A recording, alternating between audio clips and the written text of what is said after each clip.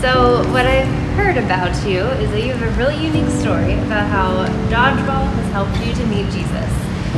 So I'd love to hear, like, once you got connected into this group, like, what started to change? Why did you keep coming back? Honestly, for me, it was that first weekend experience. I was going through a pretty hard time at work. So for me, it was really about that. And then the next one was like, I was like, oh, that's a coincidence. Okay. And then my daughters were loving it.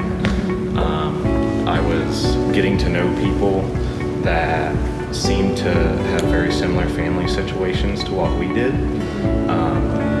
And out of that, it kind of spawned a friendship with those guys. And then it led to me being asked by a core group of those guys if I wanted to stay after Dodgeball for a small group. We're in the gym where you guys have your Dodgeball group every week, right? Yep. Walk us through, what does it look like?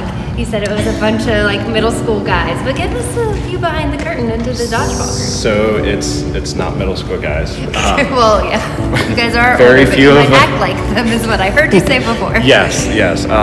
So really, we have a Facebook group. We all post up on Thursday on who can go, who can't, and if we've got enough people, then we all show up. And it's kind of like a pickup game of basketball. We see who's here. We all stretch out because if we don't, we're getting older. We'll Very pull good something. for safety precautions. We take ibuprofen and make sure we've got our safety gear. And then we circle up and we actually have a prayer. And that's for anyone. Even we have a good number of non-Crossroads goers. We all have friends that'll come in and out of the group.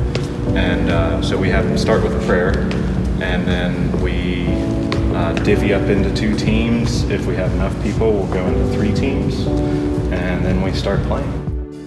We weren't trying to impress one another. We weren't trying to one-up each other's stories. It was just raw, this is who I am, this is what I've been through. And that's when I realized that it's like that's what I need. I don't need these people that are only around for a certain activity or for a certain thing. And it really is crazy how it just continued to snowball and just it erupted into really an amazing relationship with my wife and I, between my daughters and I, and my community. We had no community before we did a journey group, and we ended up in a couples group where all the men knew each other through Dodgeball and none of the women knew each other. So it's kind of reversed to what most people would go into. Yeah. And that helped us to see that other couples had the same struggles as what we have. It's not just us, we're not alone.